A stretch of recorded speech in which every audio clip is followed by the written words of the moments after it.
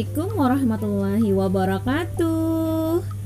Halo Sobat Kak Krisna dimanapun berada, dari Sabang sampai Merauke. Jumpa lagi dalam pembelajaran muatan lokal bahasa Banjar.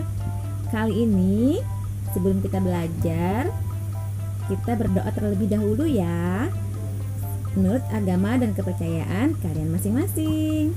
Bismillahirrahmanirrahim.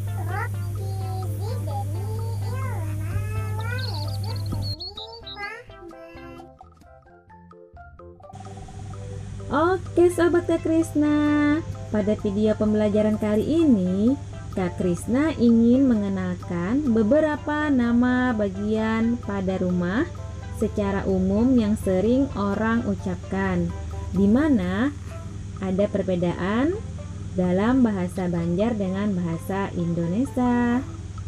1. Atap.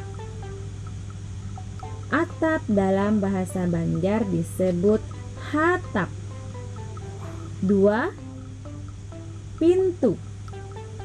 Pintu dalam bahasa Banjar disebut lawang. 3. Jendela. Jendela dalam bahasa Banjar disebut lalungkang. 4. Dapur. Dapur dalam bahasa Banjar disebut padu atau disebut juga padangan. 5. Teras. Teras dalam bahasa Banjar disebut palataran. 6. Dinding. Dinding dalam bahasa Banjar disebut tawing. 7. Tiang. Tiang dalam bahasa Banjar disebut tihang. 8. Toilet. Toilet dalam bahasa Banjar disebut jamban.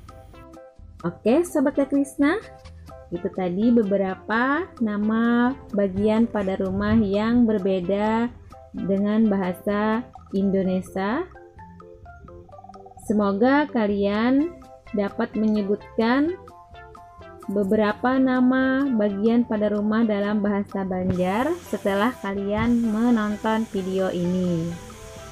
Semoga video ini bermanfaat untuk kita semua. Kiranya video pembelajaran dari Kak Krisna sampai di sini. Jangan lupa tonton terus video-video selanjutnya. Dan jangan lupa dukung terus channel Risna Paju dengan cara klik subscribe dan klik tombol lonceng.